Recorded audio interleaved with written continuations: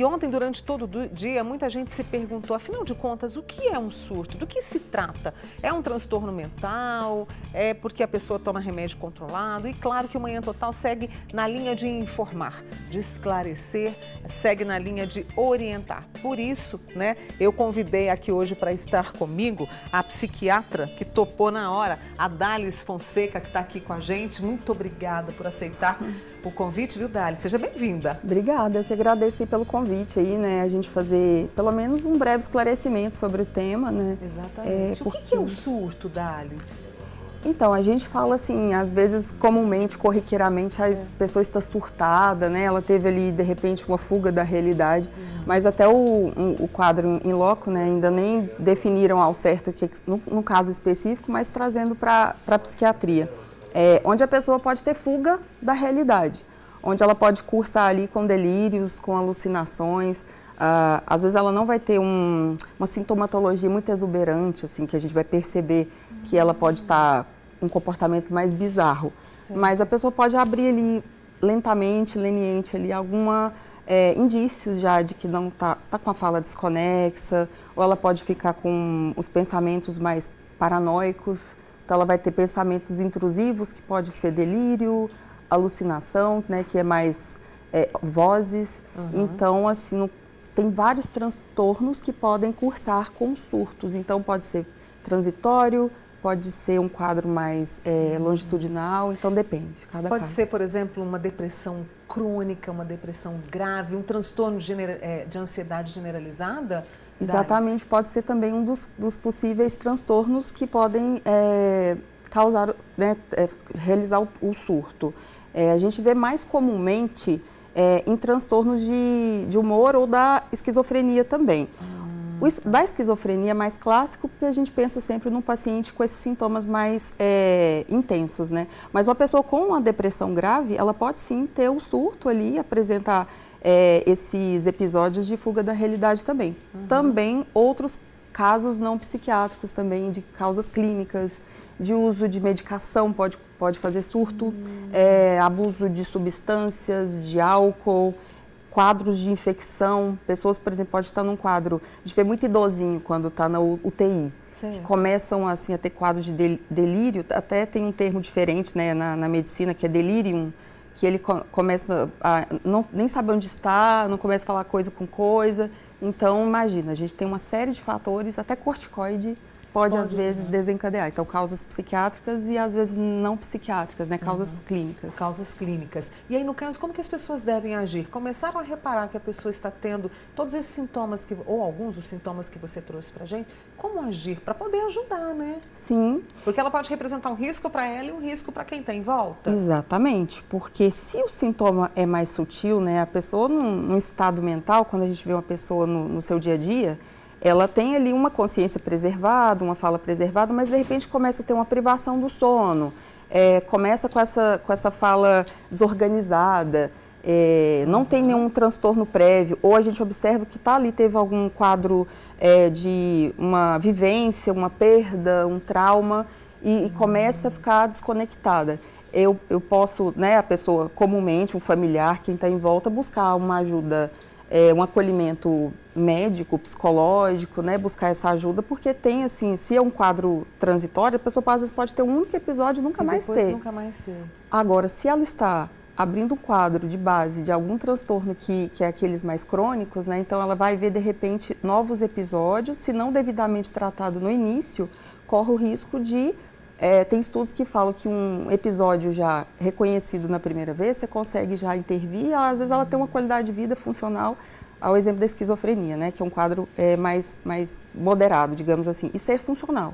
Ou ela ter só esse único episódio isolado na vida, depois de um trauma, um acidente, uma vivência, devidamente acolhida ali, tratado e nunca mais ter. Por exemplo, que a gente tem que ter muito cuidado, melindre, quando a gente falar de casos, pincelar um caso como esse tem ocorrido, se foi um caso isolado de uma pessoa que normalmente teria uma rotina ideal, ali, o estado mental preservado, mas houve uma ruptura abrupta, brusca, e perdeu ali um nível de consciência, ficou prejudicado, o juízo crítico reduzido e consequências jurídicas, porque se comete algum crime ou ilícito, se ela vai ser imputável, ela vai responder judicialmente, né? Inimputável não. E aí, por exemplo, uma pessoa teve um episódio único, aí ela foi atendida, pronto, não teve mais. Aquelas que têm, a medicação é para o resto da vida, Dalis? A medicação é uma excelente ferramenta ali, às vezes é necessária e às vezes cronicamente, para manter a pessoa no estado de funcionalidade. Assim, a gente sempre associava esses medicamentos psiquiátricos antigamente a sintomas efeitos muito indesejados colaterais, né? A pessoa ficava muito lentificada. Porque se a pessoa está mais ativa, os sintomas a gente fala mais positivos, o medicamento faz às vezes de reduzir essa saliência, o paciente fica mais estável, né? Agora, o sintoma mais negativo, o paciente ficava mais embotado, mais fechado, então as pessoas têm muito essa estigma da medicação psiquiátrica do antipsicótico, que geralmente é utilizado. Mas hoje a gente tem medicações muito modernas, onde a pessoa fica muito funcional, tem menos efeitos colaterais, que ela consegue modular mais, não fica ela consegue oscilar mais no humor, não fica os efeitos tão evidentes da medicação. Quando a gente fala, como você falou, na forma coloquial, a gente fala, a pessoa surtou, a pessoa surtou. E aí, quando se fala nisso, a pessoa pode tanto partir, além dos sintomas que você trouxe, partir para uma agressividade, ficar, digamos assim, violenta, agressiva, como também pode ficar calma, fria. Sim, porque o surto psicótico, se ele a gente fala breve, que ele exige, né, tem um tempo, né, de um dia a um mês, a gente pode até ver mais evidente e ela pode ter sintomas mais sutis ou mais bizarros, né? A pessoa pode ficar com um comportamento mais impulsivo, mais agressivo ou violenta e perder a consciência, que é quando a gente tem receio, às vezes, fazer contenção, você tem que ter suporte mais pontual, né? Levar para um hospital psiquiátrico, ambulatório, tem que ter esse segmento, às vezes, até necessário, assim, inevitável. Mas se o paciente teve ali uns sintomas mais sutis, o tratamento, às vezes, esse acolhimento ambulatorial é suficiente ali para parte medicamentosa, psicoterápica, que vai fazer uma terapia, entender o que foi o fator precipitador, o que desencadeou, o que foi o gatilho daquela situação, né? No caso, por exemplo, um trauma, né? Uma vivência, uma perda. A pessoa teve privação do sono, começou a usar muito medicamento, e aí, de repente, foi somando tudo e potencializando, não dá para a gente crucificar ou demonizar uma situação específica se não for acolhido e entender o que de fato ocorreu, como que eu posso tratar, como que eu posso amenizar, cuidar, né? Tem todos esses melindres, né? Melindres também. Algumas pessoas estão participando aqui comigo. Olha, tem uma amiga de Uberaba, vou preservar o nome dela, ela falou que tem neuromielite óptica e já teve um surto da doença, tive que fazer pulso de corticoide no hospital. Por que usam o mesmo nome? As pessoas, quando ela conta, as pessoas confundem. Por que usam o mesmo nome? Interessante essa pergunta dela, né, Dalis? A expressão surto, ao uso da medicação? Por causa de uma questão da visão. Pois é, porque é essa eterna analogia, né, esse estigma do surto a algo onde a gente tem sempre um receio, né? Porque sabe-se lá se a pessoa teve um comportamento tão agressivo ou violento. O surto psicótico muitas vezes pode cursar com um delírio, que a pessoa às vezes pode estar mais passiva ali e não ter nenhum comportamento bizarro. Só porque, como eu já tinha dito anteriormente, por causas clínicas, né, infecciosas ou lúpus, uso de corticoide, tem várias possibilidades da pessoa apresentar o surto, não ter esse componente psiquiátrico e uma vez tratado ali, definido o que é, ela vai ter aquele quadro já superado, né? Então, assim, pode ser transitório. Então, o nome, assim, a terminologia para a psiquiatria, no CIDS, eles colocam as causas quando não são de outra ordem, são de outra natureza. Entendi. Então, a gente já passa aí até para o clínico, neurologista, né? Que são outras causas neurológicas ou infecciosas, enfim. Tem mais pergunta para você aqui, Dalis. A turma sempre gosta de participar. Uma vez eu estava trabalhando muito e estudando para um concurso. De repente, ela disse que teve um surto e foi, né, claro, consultar com um psiquiatra. Ela ficou 3 dias sem reconhecer a família. Como se tivesse dado uma amnésia mesmo, Dalis. Pode cursar também, né? Pode, uma dissociação, uma despersonalização, tratamentos oncológicos. O paciente, por exemplo, está fazendo uso de opioides, privação do sono é muito comum. paciente está concatenado, está ali articulado, de repente não começa a falar coisa com coisa, começa a delirar, não reconhecer as pessoas. E no primeiro momento a gente pensa, será que a pessoa teve uma ruptura, né? Rompeu eternamente? E nesse segmento, nesse acolhimento, você consegue notar que uma vez estabilizado o quadro, a pessoa pode levar horas ou dias ou às vezes semanas para voltar a um estado normal. Olha o exemplo desse caso do transtorno afetivo bipolar.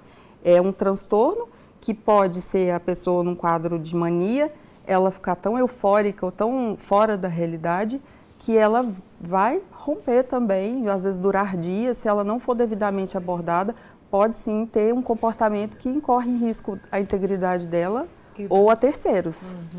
Tem outra amiga nossa perguntando aqui, eu tenho um distúrbio, eu vou proteger o nome das pessoas aqui, viu, Dalis? Eu tenho um distúrbio de ansiedade, posso ter surto algum dia? Acredita que a ansiedade está ali no hall, viu? Tá no a gente hall, está todo tá? mundo suscetível hoje, a gente está surtando. E os tempos modernos não estão fáceis, né, Dalis? Eu acho que hoje o carro-chefe ainda é psiquiatria e ansiedade, né? Como é que a gente sossega o coração dessa amiga? Ai, gente, vamos lá, né? O trivial, as pessoas procuram, eu falo, que tentar a rota de fuga mesmo, a gente tem que cuidar muito para... Não, lógico que às vezes está falando de uma situação que já chegou a Imagina, a gente surtar, né? A gente fala, é como se fosse hoje uma ironia ali, né? Uma brincadeira. Mas a gente tem que cuidar de dormir bem, de ter um estilo de vida saudável, alimentação, essa questão das medicações de ter mais critério para escolher, atividade física. A privação do sono está no rol muito grande aí, de causar, às vezes, eventos. Dormir tão mal, né, Sim, excesso de tela. Excesso de tela também. Então, assim, tudo está ali, tudo juntinho ali. Então, a gente tem que... Hoje é difícil, a gente vai falhar muito pelo caminho, mas o que a gente conseguir amenizar, reduzindo um melhor estilo de vida, assim, a gente já evita na ansiedade. Conversar com alguém também da sua confiança pode ajudar? Olha, não estou me sentindo bem, me ajuda aqui, até para levar pela mão a uma profissional? Dopaminérgico, né? A gente é ávido da dopamina, que é o que dá bem-estar, que dá prazer.